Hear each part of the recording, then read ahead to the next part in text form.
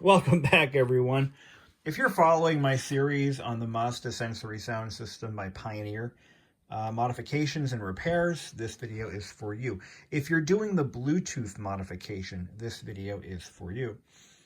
Now, I made it a point to make sure that I document everything I do during this process. That way somebody else can use it for their own purposes. And if you decide to start a business modifying radios based on what I'm doing here, all the power to you. There's money to be made, trust me. I mean, since I uploaded that video, I've had 3 people contact me begging me to take their money so I can modify their stereos. And I said, you know what, let me think about it. And I think I'm going to do it for them. I will be charging, and it won't be cheap, but they'll get what I'm doing here. You know, they'll be getting the same thing, if not better, than what I'm doing to my own radio. This is more of a test bed project than anything else. But anyway, moving along. So I made a few changes, specifically the power source for the Bluetooth module. I just got 2 more of these, by the way. I want to point out, when you order these off Amazon, they're the DROK, that's D-R-O-K, Bluetooth module. And the ones that they're shipping are this exact module here, even though the picture shows it as the one without the auxiliary input and the relay. What we're actually getting is the one with the relay and the auxiliary, and that's critical for this mod to work properly. You have to be able to intercept the tuner audio and be able to switch back and forth from the tuner to the Bluetooth audio. So thank God for that. Thank God for that. So, what have we done? There's many points inside the stereo chassis that can provide power. There's a 5-volt switched. There's a 5-volt rail that switches depending on which mode is selected. So there's a 5-volt point that goes to the CD player that's only active when the CD player's on. There's various 8.5 volt points throughout the chassis that you can tap off of. What I found is the 5 volt and the 8.5 is enough to power the Bluetooth module, but it is extremely noisy electrically. There's a lot of noise on those lines that interferes with the sound quality.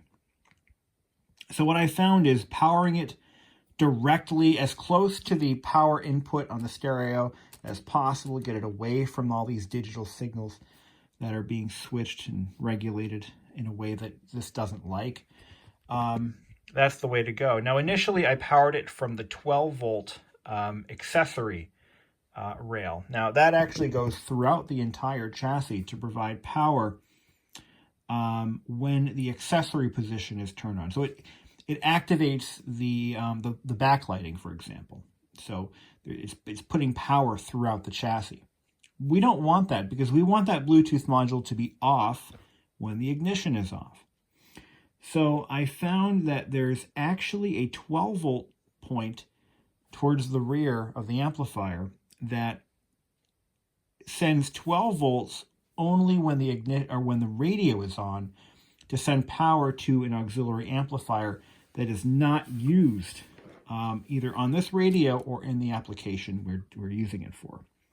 So that was a perfect jumping off point to get my power for the Bluetooth module. So it shuts off power to that point when the radio or when the whole stereo is off. What I really wanted to do is I wanted the Bluetooth module on only when the AM/FM tuner is selected. And the reason for that is because there's a slight bug, and it's actually with the way this chassis is set up. When you're playing a cassette or a CD, the audio from the tuner is still active. So there's nothing switching it off internally. The manufacturer of the radio, Pioneer, when they designed the radio, they designed it so that when you select the cassette or the CD player, it mutes the tuner. So the tuner won't put out any audio, but it doesn't disable that rail from functioning. not that, I don't know, you call it a rail, whatever, we'll call it a power or an input. That input is not deactivated. It's still active. So if you're playing music through Bluetooth, you can still, it just mixes in with whatever else you're trying to play unless you stop it on your phone. I had an idea of adding relays that are powered by one of two locations. Powered by the 5-volt point coming off the CD player control, which is over here. Now that 5-volt is shut off when the CD player is not in use. When the CD player is in use, it activates it. So I was going to use that to latch a mini relay, which would actually shut the power off going to here. I thought I had it figured out, and then I realized I bought the wrong damn relays. These are latching relays. You want non-latching relays. Whatever. You know, so with a non-latching relay, with a latching relay, you have to reverse the polarity to get it to unlatch, which means that I have to reverse the power going to, you know, I'm not doing that. I'm not going to buy more relays and forget it. We've sunk enough money into this as it is. So we're just going to deal with the fact that you have to manually mute the phone. Now, the side benefit of that is if you're listening to music and your phone rings, you're going to hear it over the audio. So, it's kind of a benefit in a way. But I was thinking about disabling it with relays. Now, for the cassette player, I was going to power the relay coil off of the motor drive. When the motor is in forward speed, or in the forward position, that is playing a tape, it will apply power to the relay. Thus, it would actually, the way the relays are set up, it would actually open the circuit to the power going to here, which would, you know. Anyway, so that turned out to be a clusterfuck, and I decided, you know what, let's just not do that. Let's just stick with the basics and reduce the amount of failure points. I don't like failure points, and I know you don't either, so. The other thing I did was I decided that I'm going to add an external LED. I'm going to mount that LED in the faceplate of the radio. I'm going to drill a tiny little hole, and this LED is going to be there. This way we can at least see the status of the Bluetooth module. I think that's a helpful thing.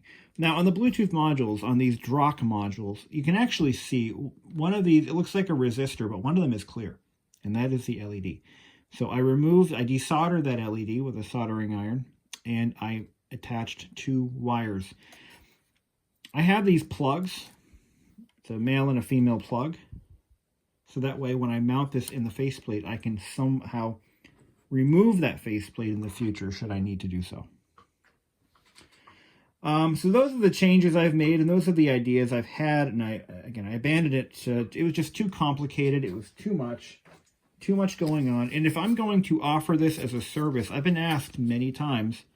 I think I mentioned it earlier in the video, or another take of this video, I forget which, but I've had at least 2 people contact me, money in hand, asking me to modify their radios. They want them restored, just like I did with this one, and they want Bluetooth.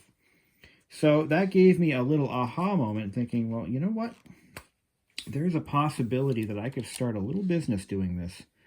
I just have to make sure that I modify enough radios on my just test radios. Just go to the thrift store, find some old car stereos, and drag them home and modify them. And that way I can kind of familiarize myself with a bunch of different makes and models, and you know. I have some pretty cool ideas for doing this mod to an analog tuner. And I'm not going to share that idea just yet, because I have some real soul searching to do to make sure that it works. But it involves magnetic switches.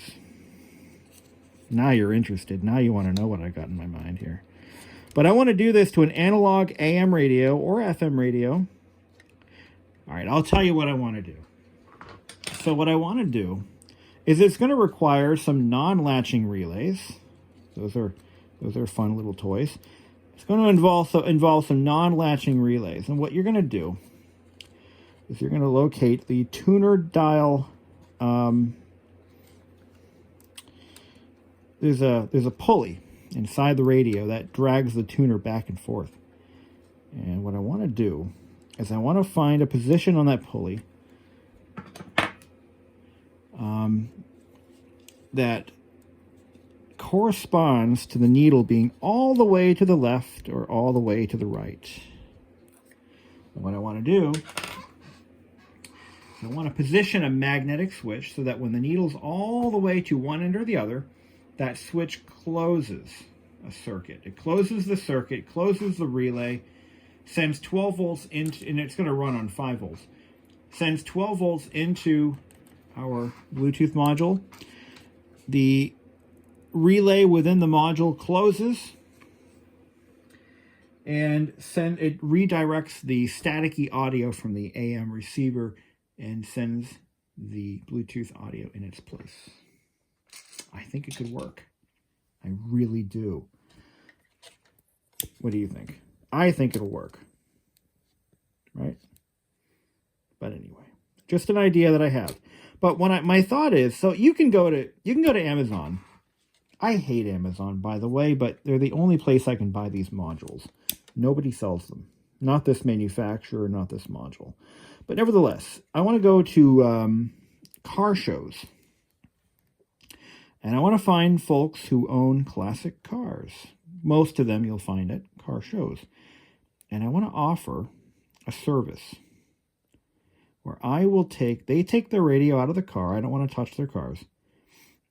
Send me the radio or bring it to my location or whatever we decide. And I will bring that radio home. And I will modify it much in the same way I'm modifying my own radio. A little bit differently, though. Oh, shit. You don't want anything exposed. Nothing exposed when you're doing this. Because that could short out somewhere. You don't want to take that chance. I don't want to take that chance. So I cut this a little bit short. See, these are the bugs I got to work out in my process. I got to work this process out so that I can repeat this on somebody else's radio and be able to sleep at night.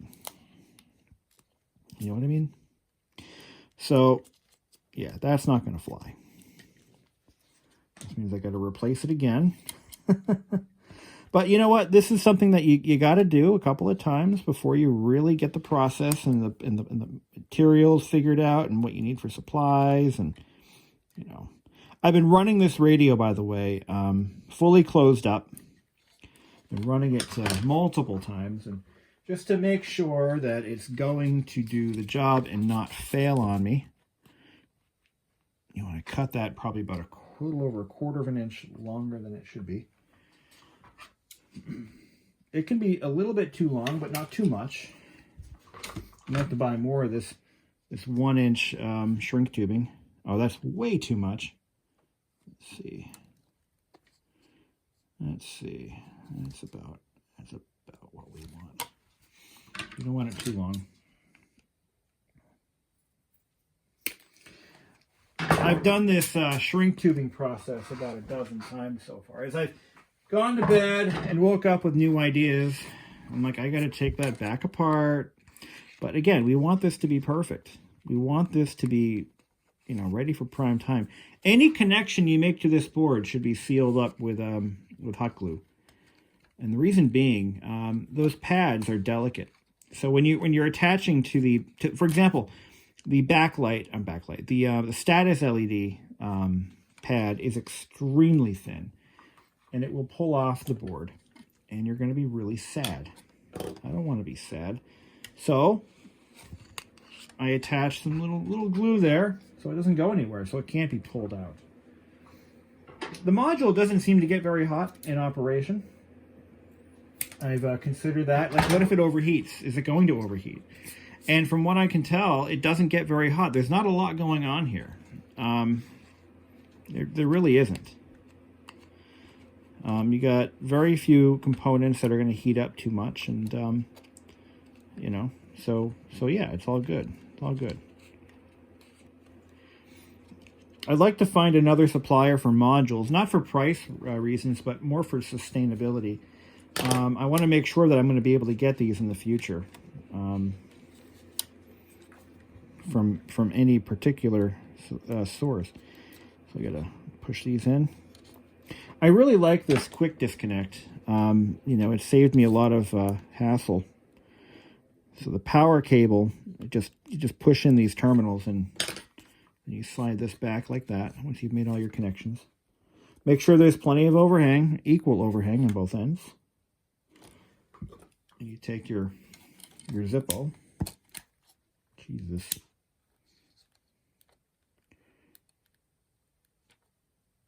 I don't smoke. We have a lot of lighters in this house. None of us smoke or use any drugs or anything. They're just used for lighting candles and fires. What else would you use a lighter for, right? All right.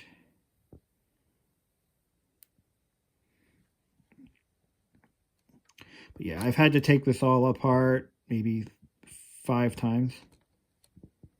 Just to, again, get my process squared away. Make sure I'm doing it right.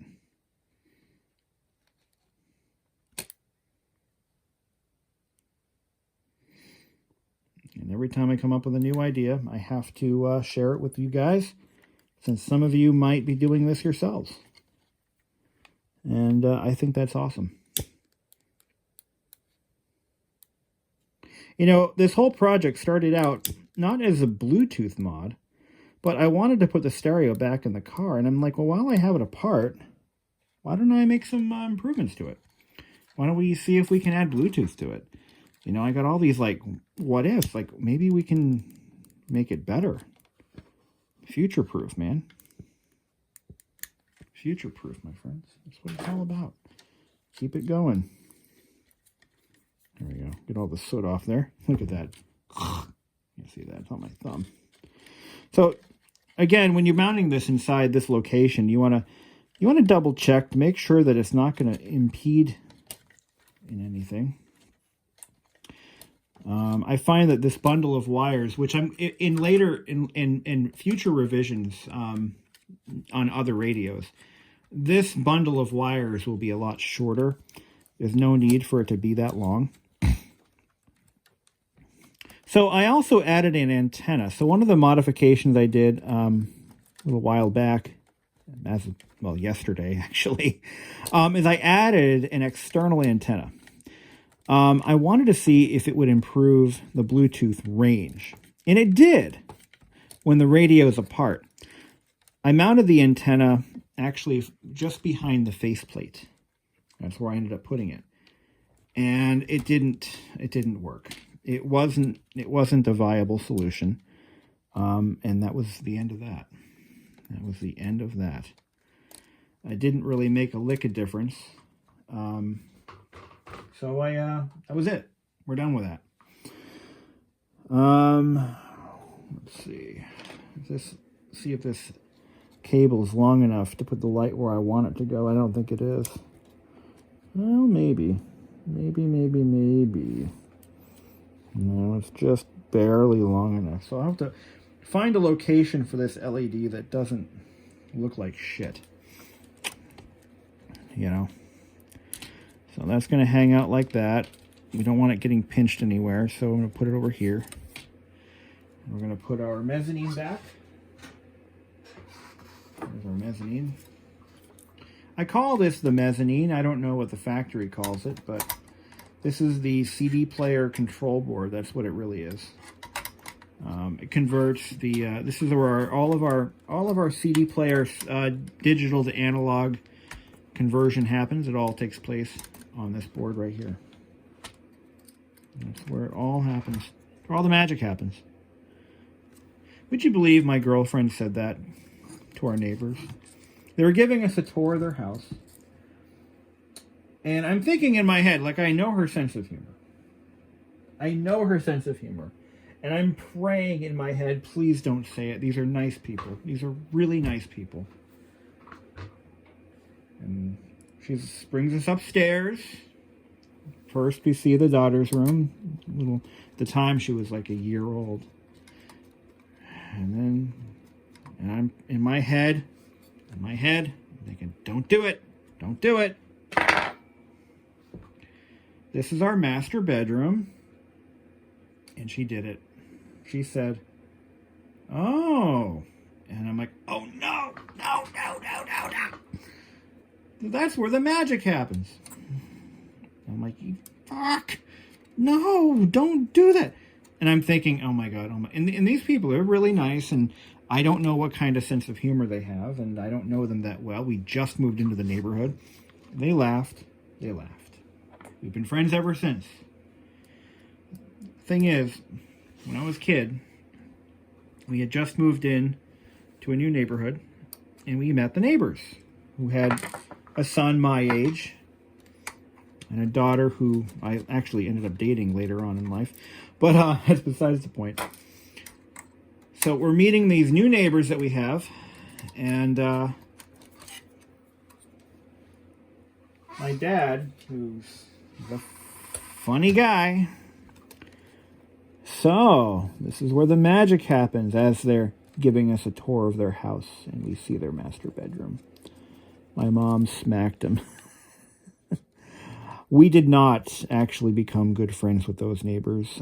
They ended up joining a cult, and they, it's a cult, and I'm not going to get too controversial on my channel, but they joined a religious cult. I'll just leave it at that. And their daughter ended up needing therapy because of the damage that they did to her mentally. But anyway, yeah, so that happened. How did we get on that subject? Anyway. Well, yeah, those neighbors didn't like us very much because we were not in their cult.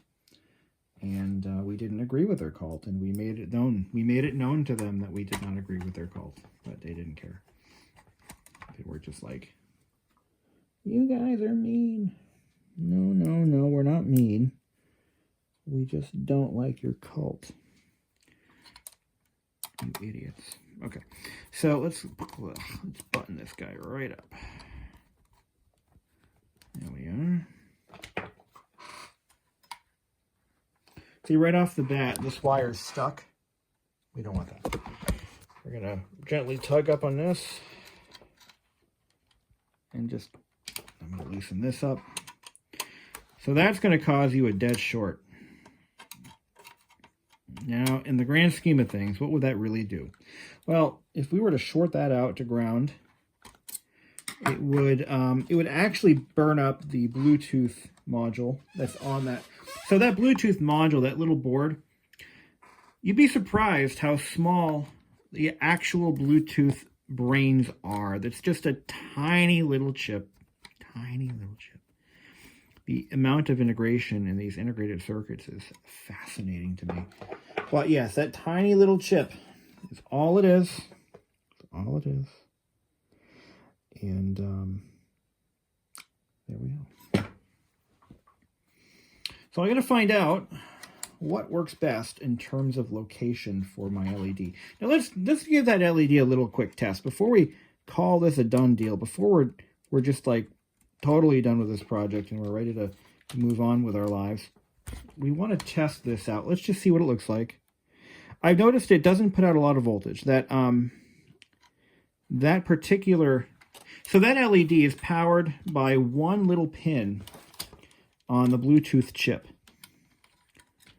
And that's how it gets its signal, and then that signal is later amplified to something like 2 volts, and it's really not a lot of voltage.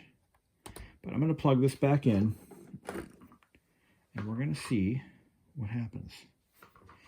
So if I turn this to FM, see, there we go. Look at that. If we really want to get fancy, though, we could actually tie this in to the segmented display. And we could have it utilize one of the many icons that some of them aren't even used. If we could find the correct pin, we could tie that in to the LCD display and have that segment flash and do its little dance with Bluetooth. Let me see if there is one.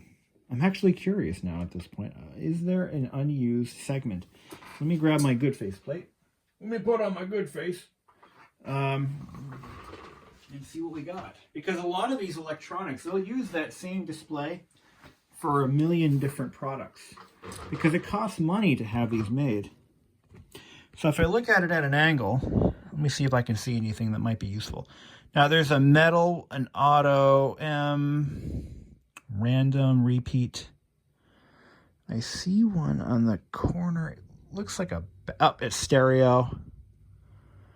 AM, FM, FM1, FM2. Okay, so there doesn't appear to be anything on this one. APS, that's all of these are being used. Scan, random, yeah. What's that? ME, that's memory, I think. Okay. Well, we don't have that option. What option do we have? So right now it's linked. So you see how this is solid red? That means it's linked to my phone. Where on the faceplate is that going to go, though? We don't really have a lot of room to work. I can't put it where I want to put it because there's just not enough room. Maybe on the lower end. I might have to extend this wire a little bit. Or maybe I can put it... I have an idea. It's just stupid enough to work. What if I put it inside the CD slot? Right there. Look at that. What if I put it right there? Can I fit a CD in the slot? Or will it knock it out of place? No. The slot's just barely wide enough. Is there a spot? What if I were to drill a hole in the corner of the CD slot? Is that something I can do? Where's my spare? I've got one that's removed. Oh, no, I don't. It's installed in the faceplate, isn't it? Where's my good face? Where's my good face? There it is. Now, if I were to cut a tiny little slot in there. Or what if I mounted it? Okay, so there's a diffuser right there, a little light diffuser. Okay. Now, could I put it right behind it? That part is not visible.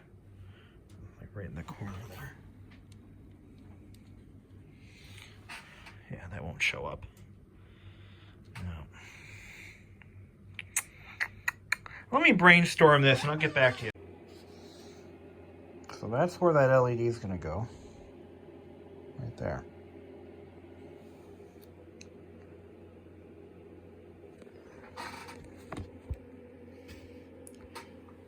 So I'm going to put this all back together again. And we're going to test fit it and see how it works.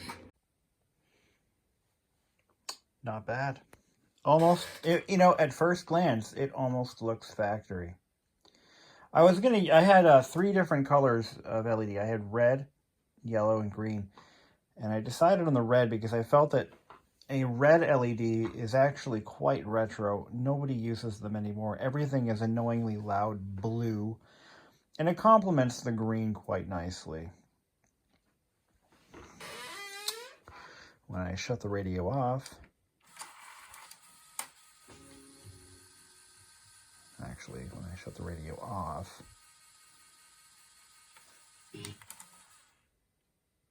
cassette deck is loud. Look at that, shuts off. Turn it back on. It links. I like it. You know what? I like it. I like it. Now, I am replacing this. Now, I'm gonna actually bring this up. This is quite important too. So the next phase of this project, I've reached out to a couple of different printing companies, And I found one that will reproduce this, both of these decals. Now, what I had to do is I had to get exact measurements. I had to redraw the artwork. I had to lay out the new image and send it off and get some quotes. And I've got pricing, and I've got basically a verbal agreement that they will go into production. That is the one surprise I have for you guys. Some of you who are restoring these radios, wait a minute, it thinks there's a CD in there and there isn't. I just noticed that. So something's not right. Uh-oh. Something ain't hooked up.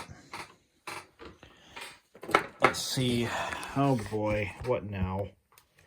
What surprises do I have now? Is something not hooked up? Or is it just, yeah, it thinks there's a CD in there. There isn't one. But it thinks there is.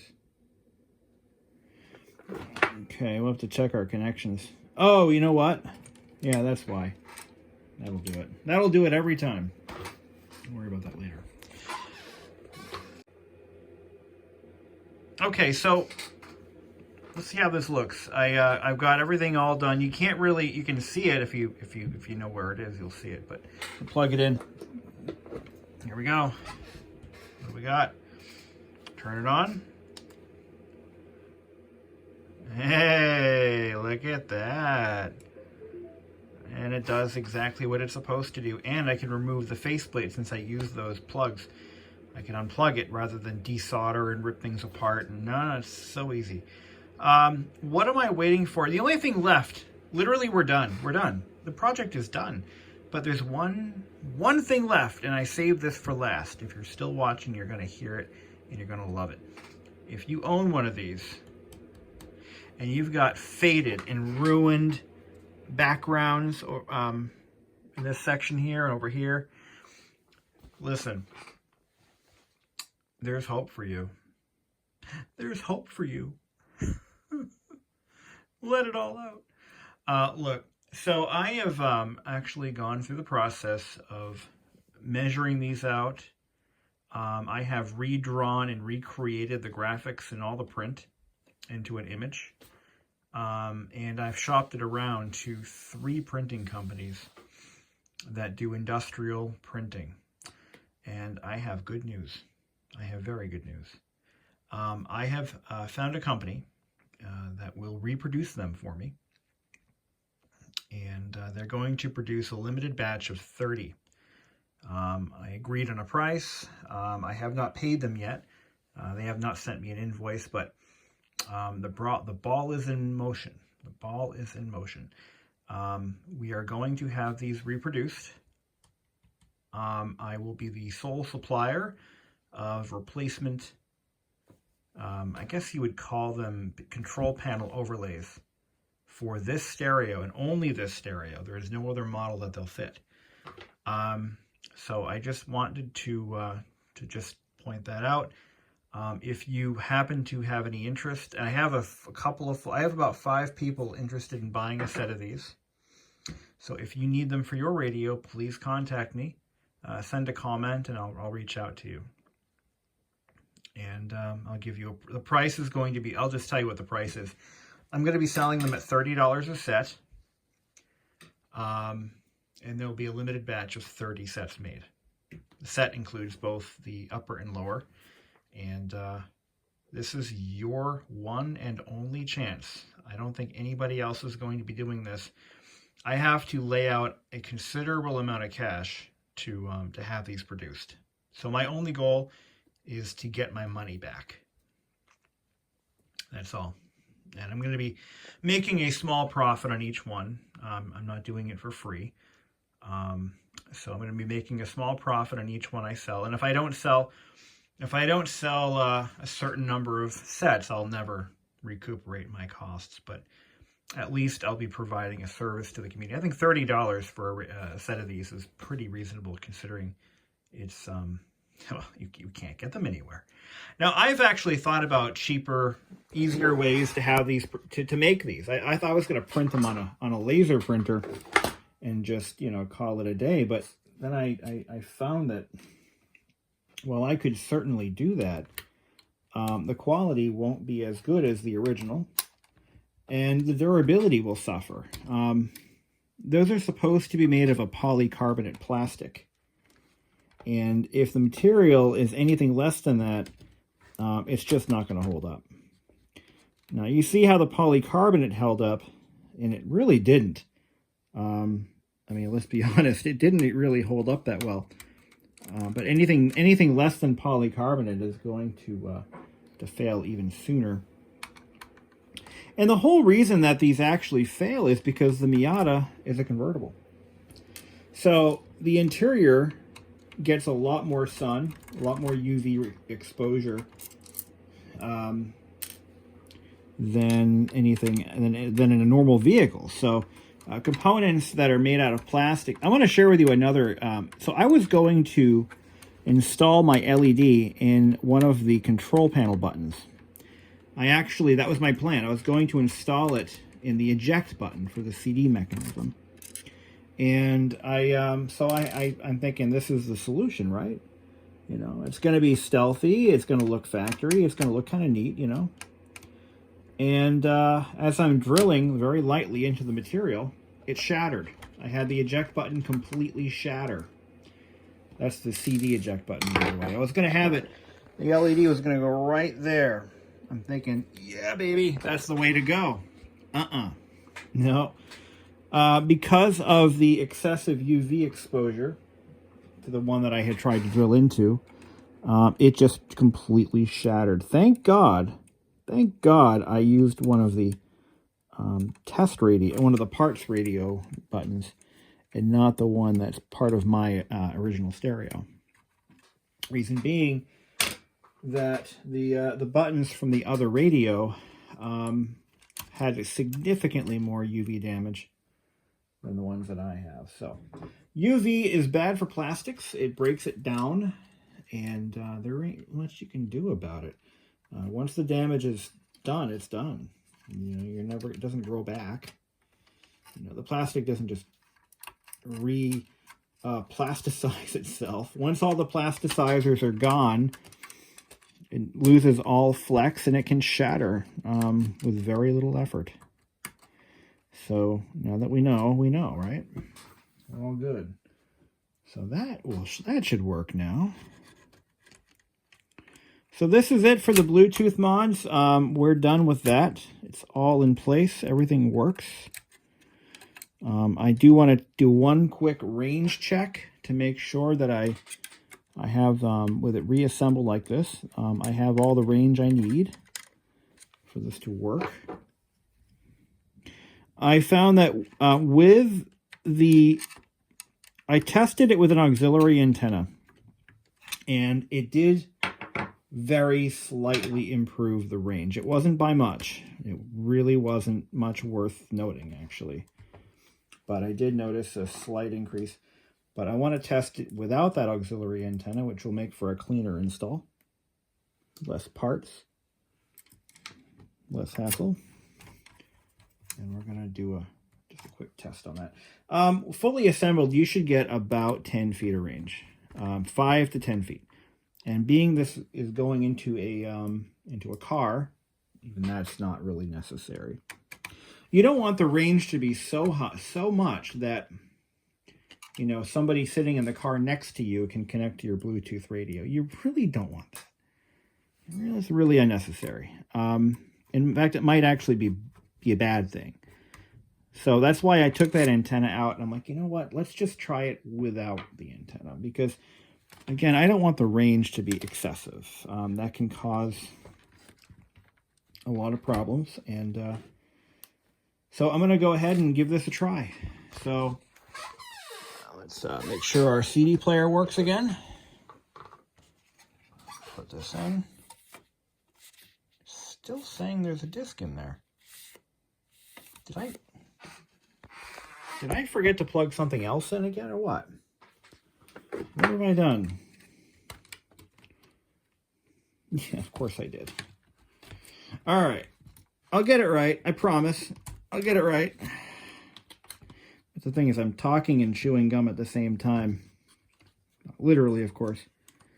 But this little flex connector here was left out. So yeah, of course it's not going to work, dumbass. Here we go. Always make sure all of your connectors are in place. Also, if you're going to do this mod with the wire or the LED, make sure that wire is tucked under. You want it tucked under the cassette deck. You don't want it in the way. You don't want it getting caught anywhere. There we go. God, I love this. I do. This is a project that has really pushed my buttons, pushed me to keep trying harder, to do different things. If one thing doesn't work the way I really want it to, go back into it and try something else. And I might just make a few bucks off of this project. And I did it again. Look at this. Look at this. Look at this guy. All right. Got it. There we go. If there's a cassette loaded in the mechanism, you got to open that door. Remember that.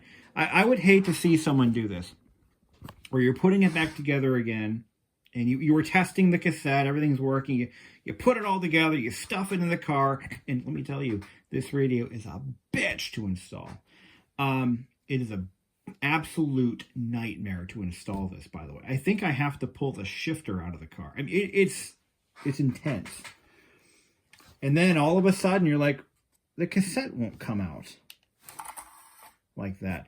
And the reason that won't happen, or the reason that'll happen is if you don't lift that cassette door over the mechanism. Look, better off, don't leave a cassette in there. Probably a little better.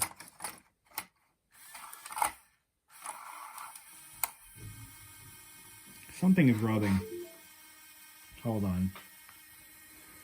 Something is rubbing. I think something got caught in there.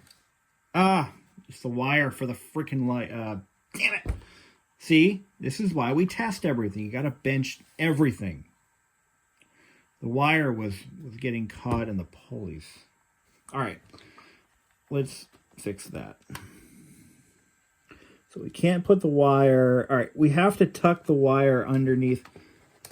All right, this is where it's going to get a bit challenging. Yeah, you see, that's where the pulleys are, so you can't put it there. All right, it's got to be tucked. It's got to be tucked under here like that. Disconnect that. It's tedious, but we can do it. There we go. So you take your little tool like that, see? I'm like, something doesn't sound right. Something's rubbing. Okay. Now, now I think we're good. Now I think we're good. All right. Normally there we go. That goes under like that. There we go. Now, over time, if we had left it like that, well, we'd have a little problem on our hands now, wouldn't we? Yes, we would. There we go. That gets plugged in there. That locks in. Actually, there's two little buttons that this lock into. There we go. Now let's try it. But look at this. Look at what we just did. See? See? See? All right. That's why you got to pay attention. Double check. Let's up. It got untucked again. That's not what we want. There we go. See, this is tedious. So we're trying to not scratch the paint. We're trying, and I got to pull this back apart again, by the way, because I don't. Once I have that, you know, it still wants to come out of that little pocket that we've made for it. There we go. There we go. Now it's not going to go anywhere. Everything's in place.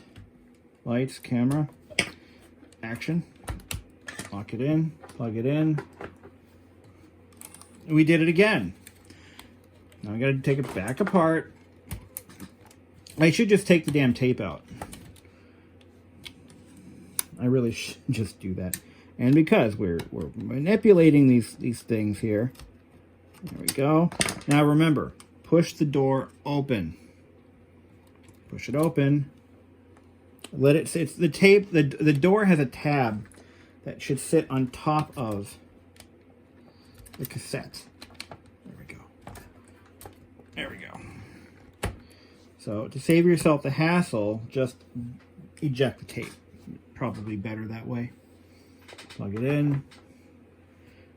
Tape. That's CD. Tape. No more rubbing. Okay.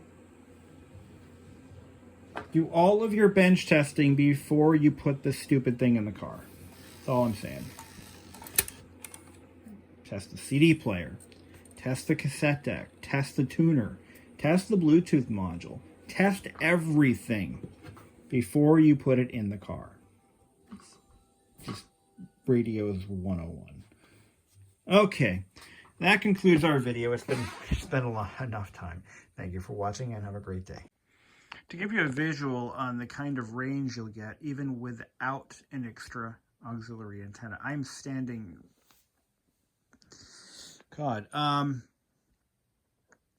I would have to say around 15 feet away, maybe 10 feet, about 15 feet, give or take.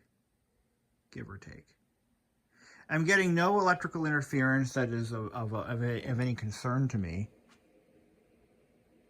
I hear the fan in there, but seriously, the range is pretty good. So if you're within like a couple feet of the car all the way around, you should have no issues with range. Seriously, this is a slick mod, and I would recommend it to anyone. And it's not that expensive. You don't have to add a light, or an LED. You don't have to do really a lot of. Actually, no, I pretty much cut down to the bare minimum. So you do have to do what I did, but definitely worth it. This is cool. Would recommend 100%. To anyone with a vintage radio like that. Absolutely.